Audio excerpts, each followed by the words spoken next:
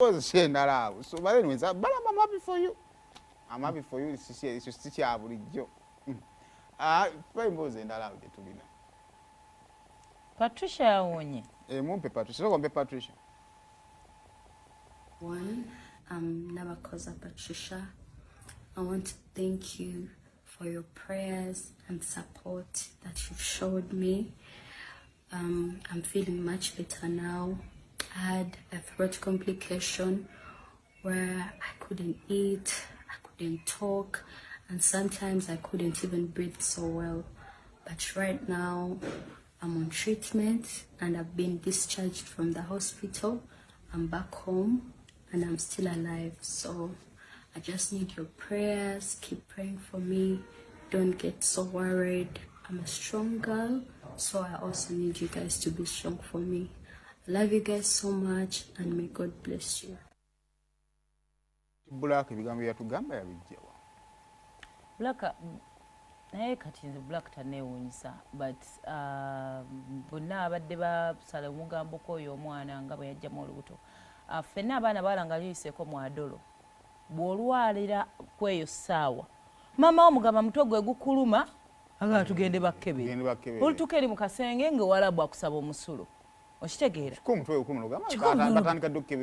Meanwhile, tomanyi ki kye bakebera. First of all, you're not sexually active. Tobalina gwe nolowooza oba omutwe banaagukebera we batyo.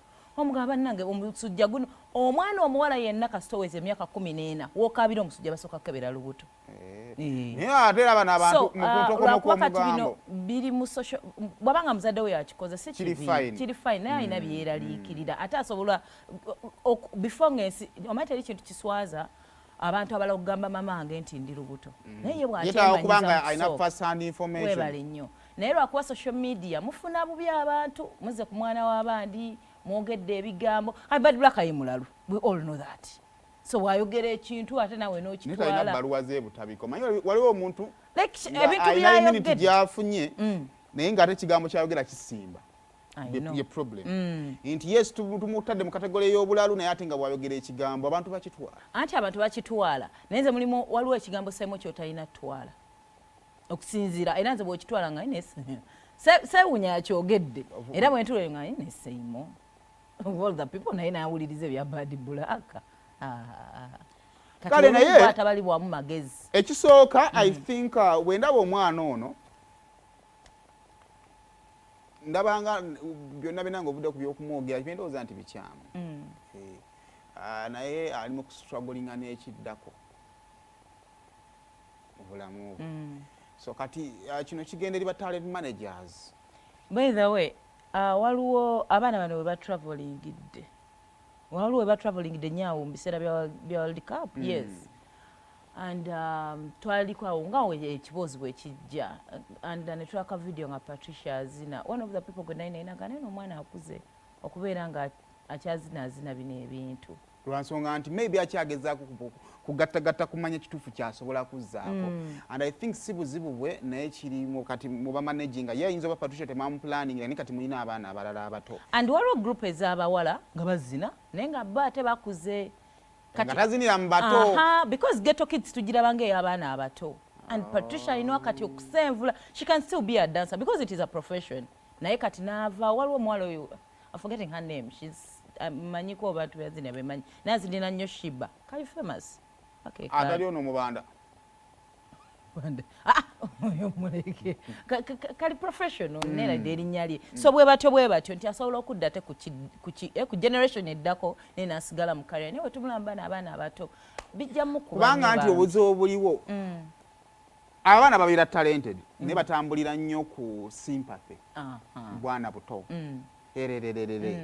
Kakati oba batya alinye mu mazzi agana ag'okwebeezaawo. But anyway kino kigenda eri ba talent managers mwenna then n'abantu abakola ebintu. Omanyimira ebintu byetukola ne weba wano. Ensonga lwaki ojja kusanga abantu ng'omuntu abeera ku TV n'alemera ewantu. Lwansonga nti we do not plan ki ekiddako. Kakati ndowooza nti kyamakulu nnyo okupulaninga nti Patricia wabanga dansa saa zino ng'omwana omuto kitugenda okumuzzaako. Kubanga tera newe tunamusanga mu dduka nga ly'amaanyi ddene ng'akola ssente era aba just awaali yeewogomye waasobola okubeera ebbanga lyonna nga si waali menti okubeera so ndowooza nti planning yabulamuko oba tekyalowoozebwako ne batuuka abaana ne bakula kati abalala balaba beewogomye mu musiki naye nga ne musiki olaba ennyimba si bayimbi bagezaako kubasutikayo mu kuyimba waliwo n'omukenzi gwe yawakolabo naye nga olaba nabo beenyigayo bwenyizi tebagwanidde eyo naye nga osanga singa bakibajjo ba maybe mu buto kati kyasanga n'omwana Maniking yasigala mu America ye yali muyimbi n'asigala mu buyimbi era akyakitambuza akyagezaako okwenoonya so simanyi naye ndowooza twongeremu nnyo okukola kubanga ndowooza amaanyi ga triplets gagenda kubeera mu baana abamala okuvaamu si mu baana be babeera nabo kubanga bano abato ojasanga nga manager akafunamu nnyo okusinga bano be bafunamu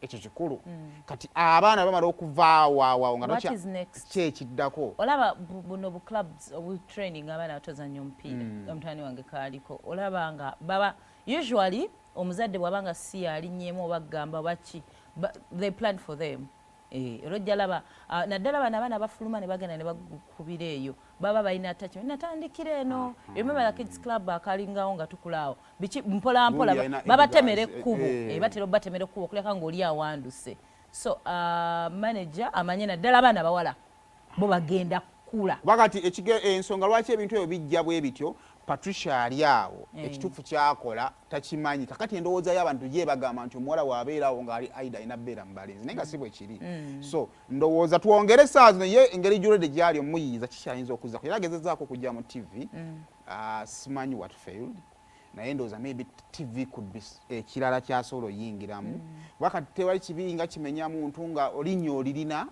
naye nga source of income teri defined bulungi ng'oli wakati awo obeera nga kitengejja and lucky enough she's still in school right kyali mu ssomero so time ebadde ekyaliwoko so nga bwe bamunoonyeza ekiddako naye nga ekyendowooza ekyolubuto kifu Patricia now you're grown up bino ebintu ffenna twabiyitamu byogerwa byesonyiwe akulidde mu kamera eyo so tekikyamujja tuzanyire eddaka awo omukyala wa wizo yakomye omukube